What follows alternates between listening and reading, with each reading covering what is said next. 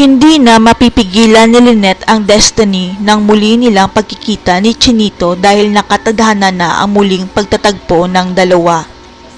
Hindi sinasadyang maatrasan ni Lynette si Robert matapos siyang mabangga ng lalaki habang inaayos niya ang kanyang sapin sa paa. Biglang nag-iba ang reaksyon ni Robert nang makita niya na si Tisay pala ang babaeng umatras sa kanya na parang masaya siya na nagkita sila. Ang hindi alam ni Robert, abot langit ang kaba ni Lynette dahil sa muli nilang pagkikita dahil baka malaman nito na may anak pala sila.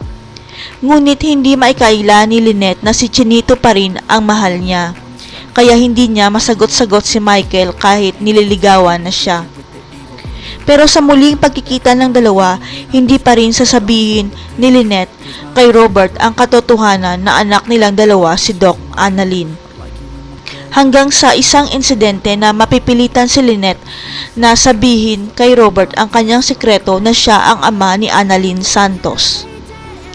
Magkakaroon ng isang malagim na aksidente at malalagay sa bingit ng kamatayan si Annalyn kaya kailangan niya ng blood transfusion. Sa kasamaang palad, hindi nagmatch ang dugo ni Lynette at Annalyn, kaya hihingi siya ng tulong sa ospital kung may available na dugo. Kaya lang wala pang available na dugo para sa blood type ni Annalyn.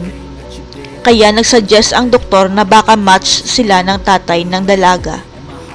Kaya hindi na nag-aksaya ng oras si Lynette at hinanap si Chinito.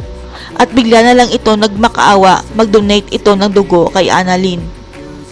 Hindi maintindihan ni Robert kung bakit niya kailangan mag-donate ng kanyang dugo dahil hindi naman niya kaano-ano si Doc Annalyn.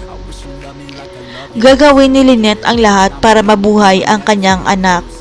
Kaya tanging nasabi niya kay Robert, iligtas mo ang buhay ng anak mo. Ito na kaya ang paraan na malaman ni Robert na anak niya si Annalyn? Makikipagbalikan kaya si Robert kay Lynette dahil sa anak nila? Abangan.